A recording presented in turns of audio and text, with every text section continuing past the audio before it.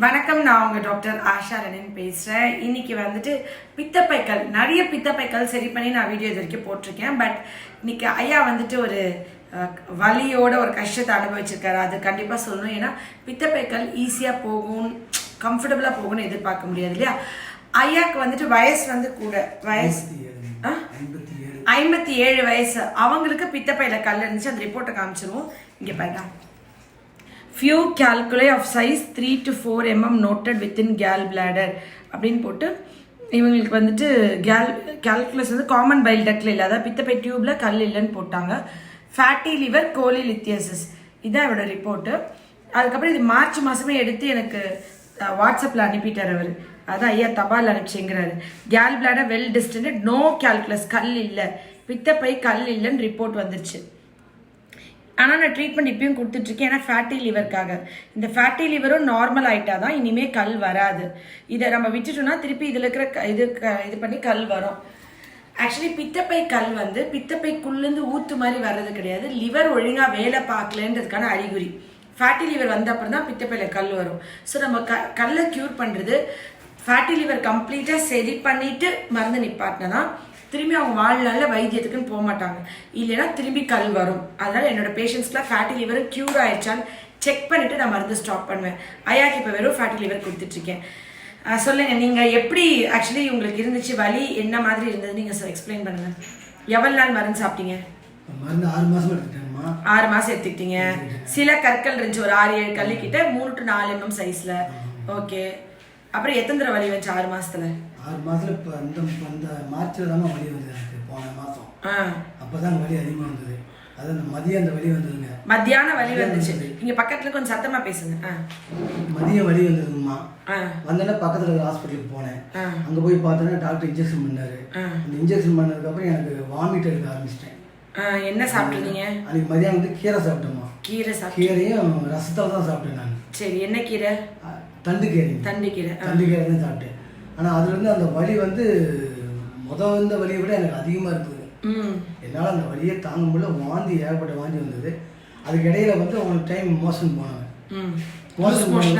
இல்லைங்க, இதாக போனேன். அதுக்கப்புறம் பார்த்தா அப்படியே படிப்படியாக எனக்கு வலி குறைய ஆரம்பிச்சிருங்க.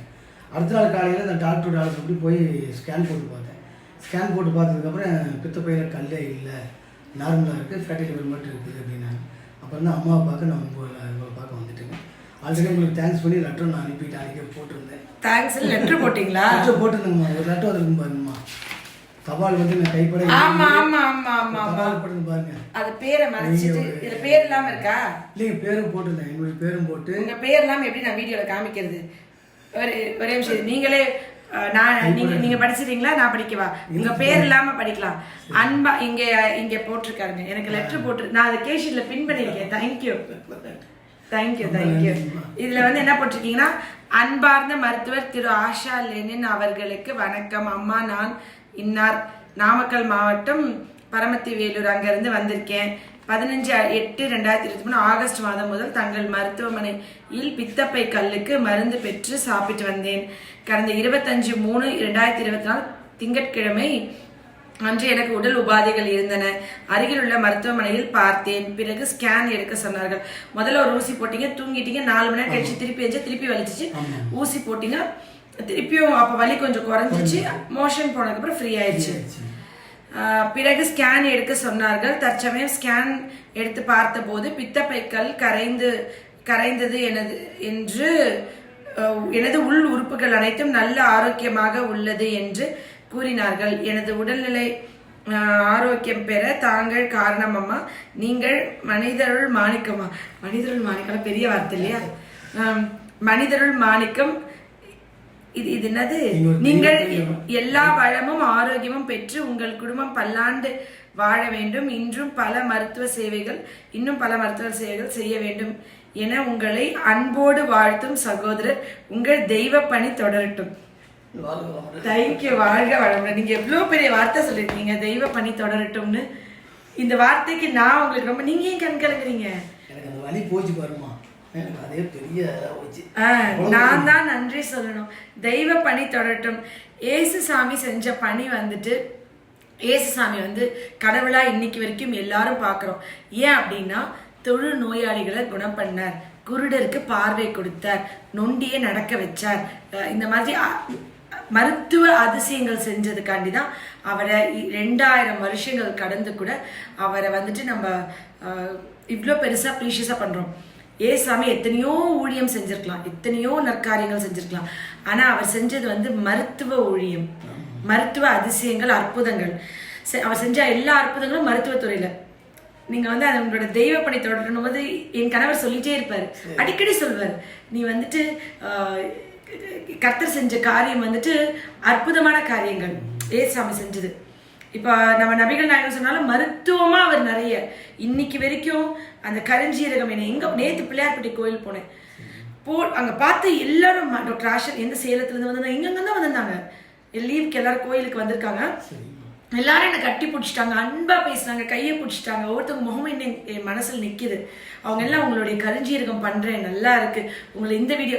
அது வந்து நபிகள் நாயகம் செஞ்ச மருத்துவ படிப்பு. என்ன வேணா அதிசயங்கள் அற்புதங்கள் பண்ணலாம். மனித குலம் வாழ்றதுக்கு கொடுத்த அந்த மருந்துகள் இருக்கு பாத்தீங்களா, அதுதான் ரொம்ப பெரிய விஷயமா சொல்றோம்.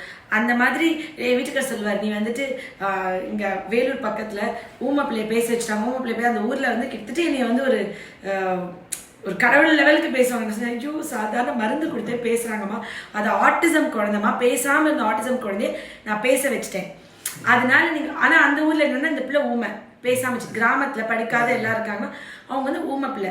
இந்த டாக்டர் என்னமோ மருந்து கொடுத்தாங்க, பேசுது, படிக்குது, எழுதுது, கவனிக்காது, அது பாட்டுக்கு இருந்துச்சு. மோஸ்ட்லி வந்து கிராமப்புறங்கள் புரியாம மனநல பாதிக்கப்பட்டது. நிறைய பேர் அழுவாங்கன்றது பைத்தியம் சொல்லிட்டாங்க என் பிள்ளைய. அப்படி இருந்த பிள்ளைய பேச வச்சு படிக்க வச்சு நார்மல் ஆக்கிட்டாங்கன்னு என்னை அப்ப எப்படி பார்ப்பாங்க. அந்த மாதிரி அது வந்து நிஜமா நீங்க சொல்லுங்க. Thank you thank you. நிச்சயமா நீங்க நாமக்கல்ல இருந்து இங்க வந்து இந்த அந்த வலி இருந்தப்பையும் அவசரப்படாம போய் வலிக்கு ஊசி போட்டு ஒரு டாக்டர்கிட்ட போய் ஃபர்ஸ்ட் எய்ட் ஹோமியோ மெடிசன் சாப்பிட எல்லாமே பண்ணலாம். இன்னைக்கு இந்த ஃபேட்டி லிவரும் சரி பண்ணிட்டா நான் மருந்து நிப்பாட்டிடுன்னு ஒரு 2-3 months அவர் சாப்பிட வேண்டியிருக்கும். ஆனா இந்த அன்பை நான் என்கிட்ட வர்றதுக்கு 2 மாசம் கழிச்சு தான் அவர் வர்றாரு. ஆனா அன்னைக்கே எனக்கு லெட்டர்லாம் எழுதியிருக்காரு. நான் அதை கேஷீட்ல பின் வேற பண்ணி வச்சிருக்கேன். நல்ல வேலை நீங்க லெட்டர் ஒன்னே எங்க ஸ்டாஃப் எப்பவுமே பின் பண்ணிடுவாங்க.